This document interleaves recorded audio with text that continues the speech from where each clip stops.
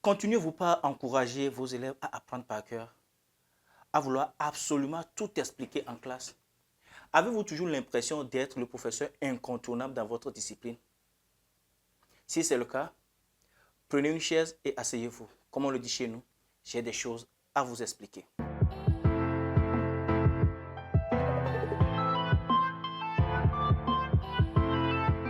Bonjour messieurs, dames, j'espère que vous allez bien. C'est un honneur pour moi de faire cette vidéo. Mon nom est Soki Atileka, je suis le promoteur principal du concept Professeur Leader. Ici, nous faisons le développement personnel, la motivation, la formation et l'éducation.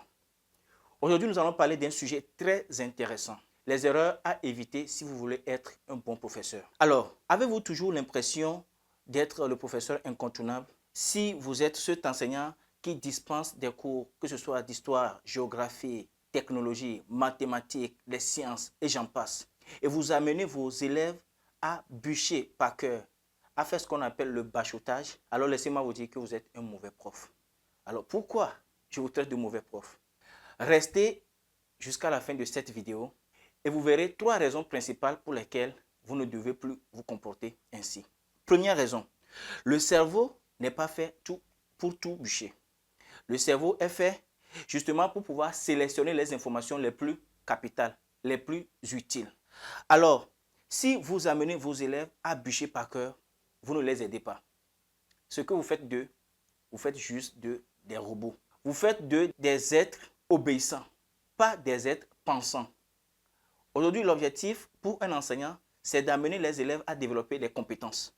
C'est d'amener les élèves à développer leur esprit de créativité, à développer un esprit critique, pas un suiveur. Donc, mesdames et messieurs, je suis désolé si vous êtes encore ce prof qui continue pas à amener les élèves à bûcher par cœur. Là, vous êtes vraiment hors sujet. Alors, qu'est-ce qu'il faut faire concrètement?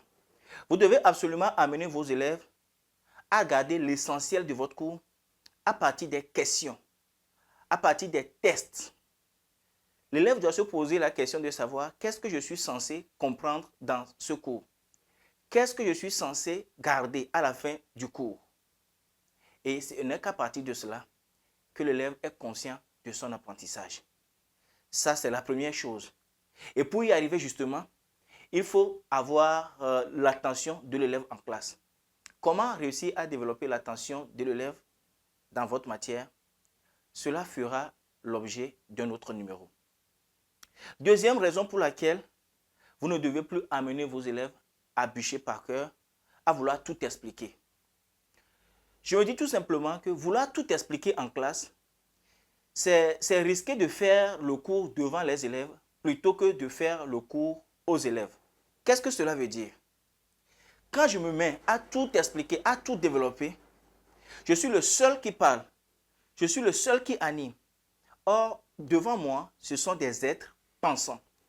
Alors, je pense simplement que ce qu'il faut faire, c'est de développer son cours avec des activités bien précises qu'on doit donner aux élèves avant, pendant et après le cours.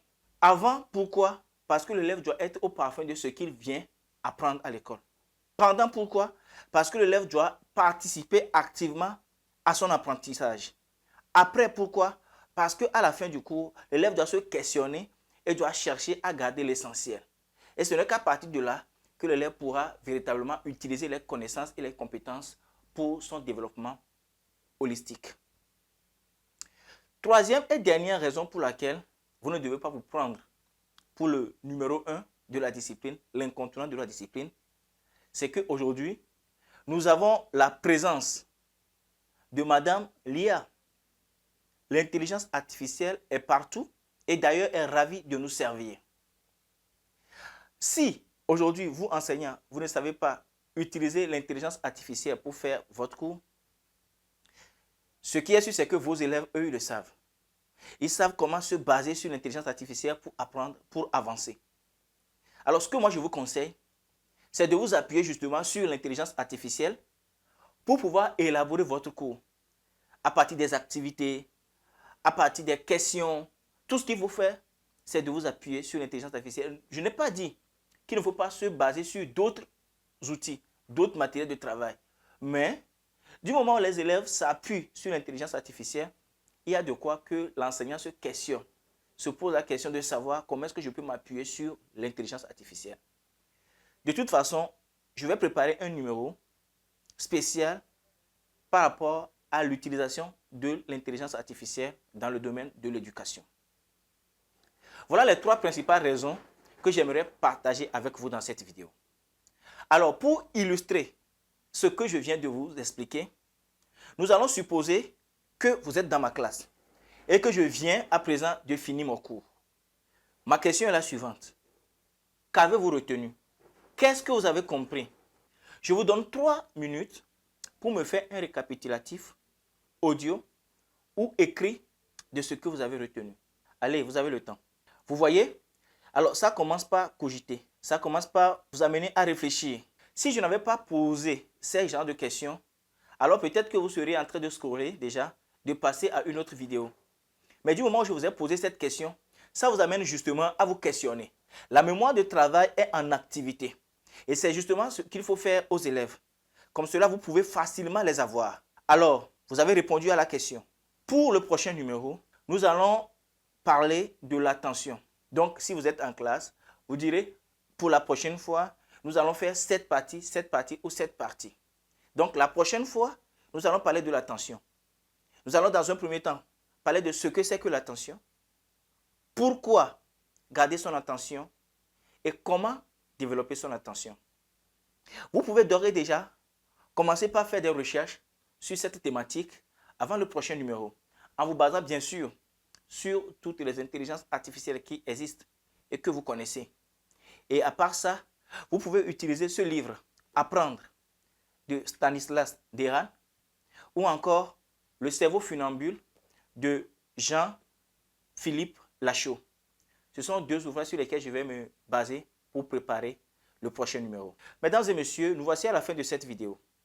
Si elle vous a plu, je vous demande tout simplement de liker, de laisser un pouce bleu, de laisser en commentaire ce que vous en pensez, de la partager avec vos proches si vous la trouvez intéressante et surtout de vous abonner à la chaîne. Ciao.